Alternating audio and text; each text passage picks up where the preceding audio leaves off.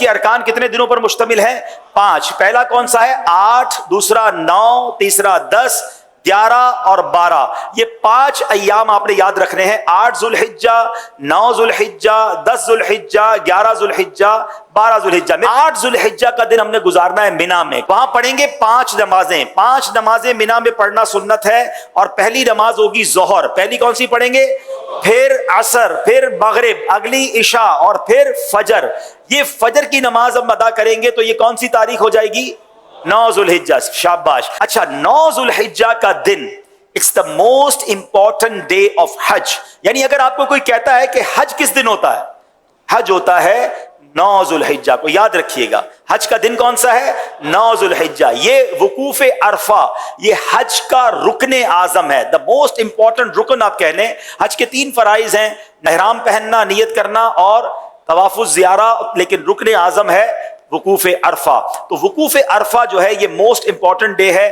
9 ذوالحجہ کا دن آپ نے عرفات میں گزارنا ہے. اچھا، اب 9 ذوالحجہ عرفات میں جب آپ پہنچیں گے تو وقوف عرفہ کا جو وقت شروع ہوتا ہے، جب جس کو کہیں کہ عرفات کے دن کا وقوف کا وقت شروع ہوتا ہے، جب ظہر کا وقت شروع ہوتا ہے نا تو یہ وقت شروع ہو جاتا ہے. سبحان اللہ. جیسی ظہر کا وقت شروع ہوا، جتنے لوگ عرفات میں احرام کی نیت کے ساتھ موجود ہیں وہ سب کے سب حاجی ہو جاتے ہیں. لیکن عرفات سے غروب آفتاب تک نہیں نکلنا. جب تک غروب آفتاب مغرب کا ٹائم نہ ہو جائے آپ نے عرفات نہیں چھوڑنا. جو اس سے پہلے نکل جاتا ہے اس پر دم ہو جائے گا. تو یاد رہے ظہر کے وقت میں ظہر پڑھنی ہے، عصر کے وقت میں عصر پڑھنی ہے. اپنے اپنے خیموں میں پڑھیں یا جماعت کر لیں اور وہاں عبادت کریں، دعائیں کریں. غروب آفتاب سے پہلے پہلے عرفات کو نہیں چھوڑنا ہے. اب جب غروب آفتاب کے بعد آپ نکلیں گے تو اب جانا ہے مزدلفہ. اور مزدلفہ پہنچ کر اللہ کی شان دیکھیں.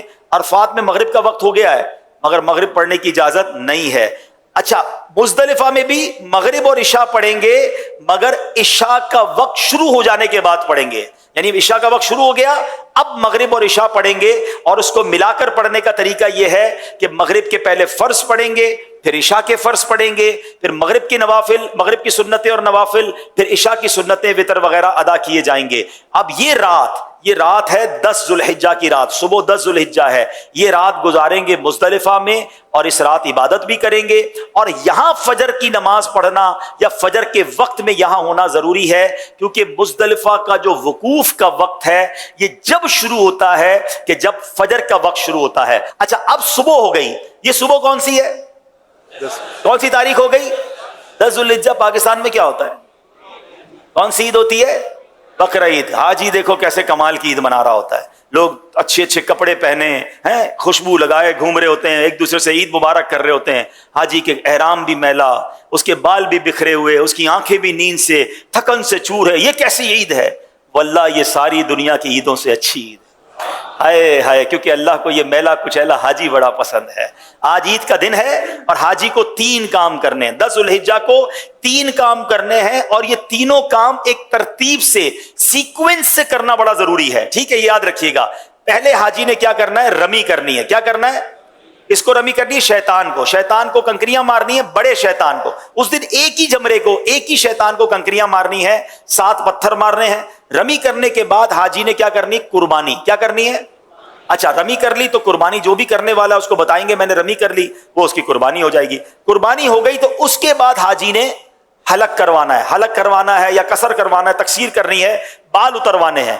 اب وہ احرام سے فارغ ہو گیا. جناب والا کتنے دن ہوئے ہیں؟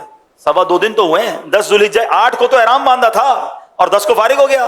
ٹھیک ہے، تو نو ٹینشن ایٹ آل. اب ساری پابندیاں ختم ہو گئی ہیں احرام کی. خوشبو بھی لگائیں، سلے ہوئے کپڑے بھی پہنے، انجوائے کریں. صرف ایک پابندی باقی ہے جو مرد و عورت کی پابندی ہے. اب جب طواف الزیارہ کر لیں گے وہ پابندی بھی ختم ہو جائے گی. تو ٹینشن احرام کی نہیں لینی ہے. 2.5 days، 2.25 دن، 2.5 دن میں آپ احرام سے آلموسٹ فارغ ہو جائیں گے. اب آپ کا ایک بڑا فرض باقی ہے اور وہ کیا ہے؟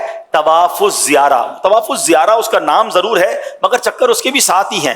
وہ نارمل طواف کی طرح ہے مگر یہ طواف زیادہ انجوائبل ہے کہ اس طواف میں اب آپ کپڑے پہنے ہوئے ہیں، اب آپ احرام میں نہیں ہیں، اب آپ اپنے لباس کے ساتھ بڑے سکون سے طواف الزیارہ کریں گے. اور پھر ایک واجب ہے وہ ہے حج کی سعی. تو طواف الزیارہ اور سعی آپ نے کرنی ہے. طواف الزیارہ کا جو ٹائم ہے وہ 10 کو بھی کر سکتے ہیں، 11 کو بھی کر سکتے ہیں, 12 کی غروب آفتاب سے پہلے پہلے کرنا ہے. تیسری عید کو مغرب کی نماز کا وقت شروع ہونے سے پہلے پہلے کسی بھی وقت طواف الزیارہ کیا جا سکتا ہے, ٹھیک ہے. اور جو سعی ہے, جو طواف الزیارہ کے بعد کرنے والی حج کی سعی ہے, وہ آپ کبھی بھی کر سکتے ہیں, 12 کے بعد بھی کر سکتے ہیں, لیکن آپ بہتر ہے کہ طواف الزیارہ کے ساتھ کر لیں تاکہ ایک چیز کمپلیٹ ہو جائے. اب 11 اور 12 ذو الحجہ میں 2 مزید آپ نے کام کرنے ہیں. وہ کیا کرنے ہیں؟ آپ نے جمرات کی رمی کرنی ہے اور اس میں 3 شیطانوں کو کنکریاں مارنی ہیں, اور ہر شیطان کو 7 کنکریاں مارنی ہیں. تو جب 3 شیطانوں کو 7 کنکریاں ماریں گے تو کتنی ماریں گے؟ کتنی ماریں گے؟ 21 کنکریاں 11 ذو الحجہ کو بھی ماریں گے اور 21 کنکریاں 12 ذو الحجہ کو بھی ماریں گے. Very good. اچھا, اب 11 اور 12 میں جمرات کی رمی کا وقت شروع کب ہوتا ہے؟ یاد رہے, جیسے ہی ظہر کا وقت شروع ہوتا ہے نا, جمرات کی رمی کا وقت بھی شروع ہو جاتا ہے.